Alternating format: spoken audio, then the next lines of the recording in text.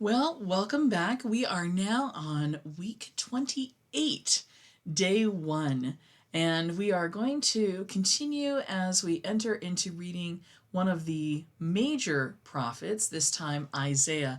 And again, just remember that when it comes to major and minor prophets, we're really just talking about the length of the book. And so Isaiah, Jeremiah, Ezekiel gets considered major prophets, and then Amos and Micah and all of those are the minor prophets. But it's simply page count, nothing else, that defines them. Because after all, one of the greatest prophets, Elijah, has no book at all, and certainly doesn't diminish his experience and his ministry in the name of God. So, as we look here today, what we find is in Isaiah chapters 5 through 8, there's a focus on the southern kingdom of Judah, specifically that prophets are God ascending in order to call the people to faithfulness. You know, in the covenants that God has made, there's been most often a part where God fulfills, and then the part that the people are to fulfill are to remain faithful to God. And regardless of how unfaithful they are, God always keeps God's part of the covenant, but people often fail to do so. In chapter 5, the first of the chapters for today's reading, we have what's called the Vineyard Song. It's actually one of two different vineyard songs that puts a dramatic word picture around what judgment might mean.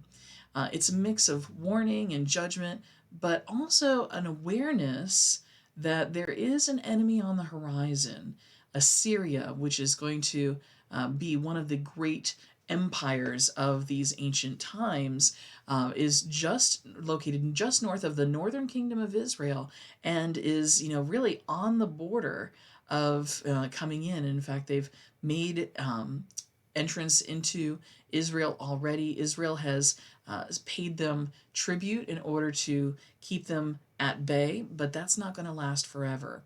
But it also anticipates the coming of the one, of the Messiah, someone who's going to save them from all of this turmoil, who's going to return them to faithfulness, and what the early church, and we even today, identify as being Jesus Christ.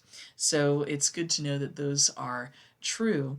And through it all, we are reminded that God is King. God is the creator of the universe, and God's sovereignty is just a vital part of knowing our Savior.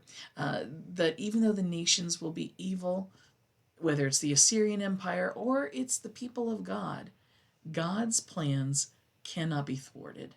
You can try and you try, but God remains first on the throne and always will be.